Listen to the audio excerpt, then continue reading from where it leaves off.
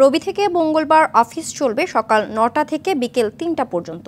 তবে আদালত ও ব্যাংক চলবে নিজেদের ঠিক করা সময়সূচি অনুসারে, জানিয়েছেন জনপ্রশাসন মন্ত্রী। অন্যদিকে ঢাকা সহ সারা দেশে ৮ম দিনের মতো কারফিউ চলছে। জীবিকার তাগিদে ও জরুরি প্রয়োজনে শিথিল সময়ের পরেও ঘরের বাইরে বের হচ্ছেন মানুষ। খুলেছে দোকানপাট, চলছে গণপরিবহন। বিলাল হোসেনকে সাথে নিয়ে আরও জানাচ্ছেন এয়ার বাদল।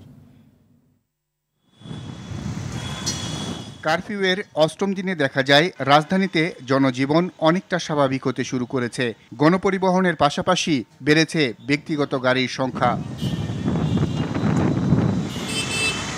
সকাল ৮টা থেকে বিকেল ৫টা পর্যন্ত ৯ ঘন্টা কারফিউ শিথিল থাকলেও জোরদার ছিল নিরাপত্তা ব্যবস্থা।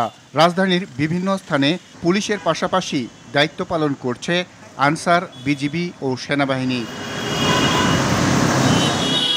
বিভিন্ন রুটে দূরপাল্লার বাস চললেও যাত্রী সংকটের কথা বলেন চালকরা।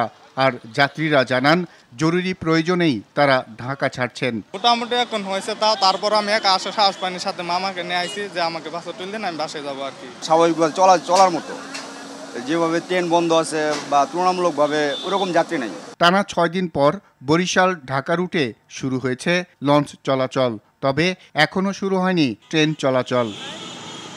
টানা কারফিউয়ের কারণে মানুষজনের উপস্থিতি কম হওয়ায় আয় কমেছে বলে জানান জীবিকার তাগিদে ঘর থেকে বের হওয়া মানুষরা। দৈনিক খুলতে বলে সাধারণ অবস্থায় মানুষ, একজন রাইডার হয়তো বা ৭০০-৮০০ বা ১,০০০ টাকা ইনকাম করতে পারে, কিন্তু এই অবস্থা হলে তো ওইটা করতে পারে না। এখন স্বাভাবিকের মতো মনে হয়, কিন্তু তারপরেও কারফিউর কারণে একটু আতঙ্ক লাগে। এদিকে ২৮ থেকে ৩০ জুলাই রবি থেকে মঙ্গলবার অফিস সকাল ৯টা থেকে বিকেল ৩টে পর্যন্ত সময় নির্ধারণ করেছে জনপ্রশাসন মন্ত্রণালয়। রবি, সোম এবং মঙ্গলবার আমরা অফিস টাইমটি থাকবে সকাল ৯টা থেকে দুপুর ৩টা পর্যন্ত। তো সব কিছু বিবেচনা করেই কিন্তু আমরা সে অফিস টাইমটি করছি। তো সেক্ষেত্রে আমরা আগামী ৩ দিন করব, তারপরে হয়তো আমরা পরবর্তী নির্দেশনা পেলে তখন আমরা বাকিটা আমরা জানাতে পারব। কোটা সংস্কার আন্দোলন ঘিরে অস্থিতিশীল পরিস্থিতি নিয়ন্ত্রণে ১৯ জুলাই রাত থেকে সারা দেশে কারফিউ জারি করে সরকার।